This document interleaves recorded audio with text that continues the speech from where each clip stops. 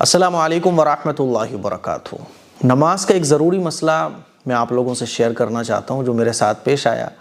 عصر کی نماز میں 2 رکعت میری نکل گئی تھیں، 2 رکعت سلام پھیرنے کے بعد مجھے پڑھنی تھی، لیکن میرے ذہن سے نکل گیا، میں بھول گیا اور امام صاحب کے ساتھ میں نے دونوں سلام پھیر دیے۔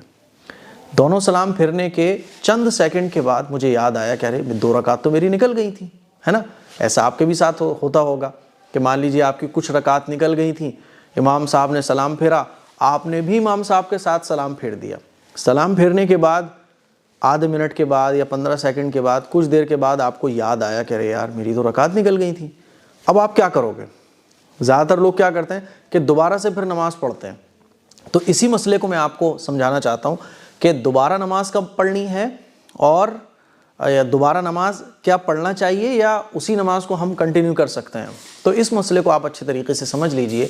مان لیجئے جیسے کہ میں بھول گیا تھا، تو بھولنے کے بعد میں نے امام صاحب کے ساتھ ہی سلام پھیر دیا۔ کچھ سیکنڈ کے بعد مجھے یاد آیا کہ یار 2 رکعت تو میری نکل گئی تھیں، تو میں فوراً کھڑا ہو گیا۔ کھڑے ہونے کے بعد میں نے ہاتھ باندھ لیے اور پھر 2 رکعت میں نے کمپلیٹ کی اور آخر میں سجدہ سہو کر کے میں نے اپنی نماز کو کمپلیٹ کر لیا۔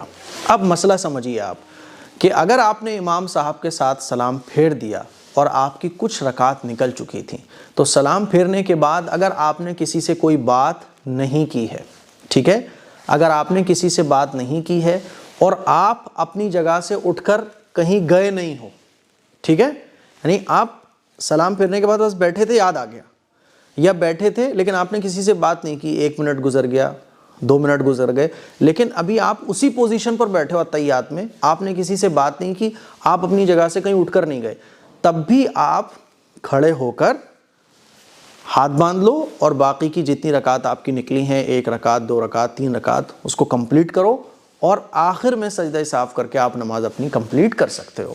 یہ مسئلہ ہے اس کا۔ تو مجھے امید ہے آپ کو یہ مسئلہ نماز کا اچھے طریقے سے سمجھ آ گیا ہوگا۔ اس کو شیئر کریں، دوسروں تک پہنچائیں۔ السلام علیکم ورحمۃ اللہ وبرکاتہ۔